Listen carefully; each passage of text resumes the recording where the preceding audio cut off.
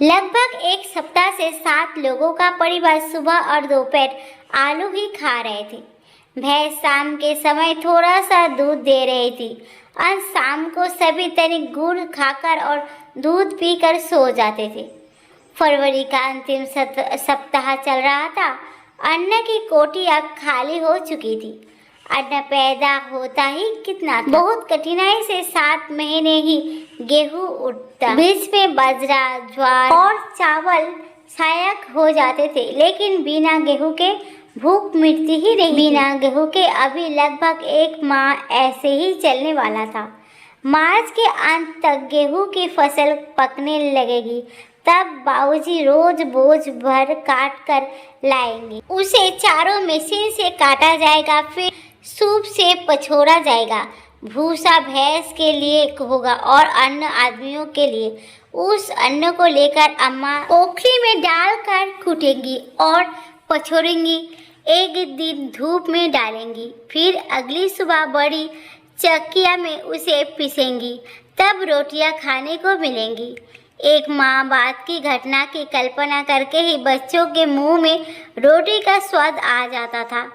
8वें दिन की दोपहर में 12 वर्षीय बड़े बेटे ने कहा, अम्मा आज तो रोटी बनाओ ना, आलू खाते खाते उब हो गई है। अम्मा ने प्यार से उसके सिर पर हाथ फेरते हुए कहा, बेटा आलू से कहीं पेट भरता है किसी का, लेकिन घर में गेहूं का एक भी दाना नहीं है। ज्वार और बाजरा की उपज कमज़ोर थी, घर आते ही समाप्त हो गए हैं। हाँ चावल है, लेकिन बहुत कम बचे हैं। गर्मियों में चावल खाना अच्छा लगता है, अभी बना लिया तो वो अभी समाप्त हो जाएंगे। देखो तुम्हारे बाबूजी से कहूँगी, वो कहीं से आटा लेके आएंगे तो रोटी बना दूंगी। बेटा आश्वासन पाकर मुदित मन से बाहर खेलने चला गया, लेकिन माँ को उलझन में डाल गया।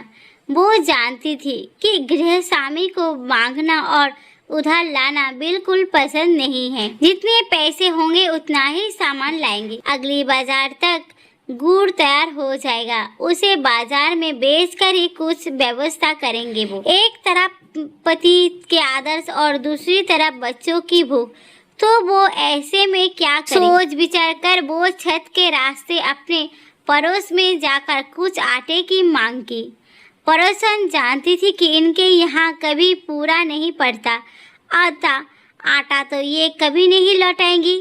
थोड़ी देर में वो एक बड़े कटोरे में आटा भर कर देते हुए बड़े ठहस के साथ कहा, हमारे यहाँ तो खूब अन्न और आटा भरा हुआ है, लो ले आ जाओ और अपने बच्चों को रोटी का स्वाद चखा दो।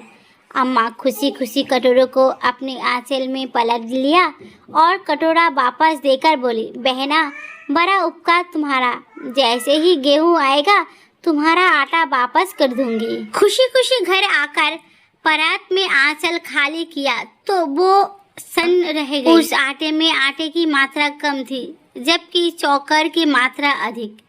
उस पर घून और सूड़ियाँ भी थी। नम आंखों से अम्मा ने उसे चाला तो बहुत मुश्किल से 3 मुट्ठी आटा निकला। अब अम्मा ने झटपट एक कटोरी चावल निकाला और चक्की में पीस लिया। चावल के आटे को मांगकर लाए आटे में मिलाया और फिर ज्वार की रोटियों की तरह 5 रोटी बना ली। टमाटर की चटनी पीस ली, रोटियों में बहुत अच्छे से घी लगाया। शाम को चारों बच्चों और सास को एक एक रोटी जिमाई, एक एक कटोरी दूध दिया और बिस्तर लगा दिया। पति के आने पर दोनों ने उबले आलू का कचालू बनाकर खाया और लोटा भर पानी पीकर सो गया। दिन बीतते गए, बच्चे बड़े हो गए। गांव की प्राइमरी पाठशाला से जूनियर साइकिल और फिर हाई स्कूल में पढ़े। इंटर के लिए साइकिल से 7 किलोमीटर दूर जाने लगे। फिर ग्रेजुएशन के बाद 2 बेटे एक एक करके शहर में काम करने लगे। घर की सूरत और हालात बदलने लगे। अम्मा और बाबूजी के रहन सहन में भी परिवर्तन दिखने लगा।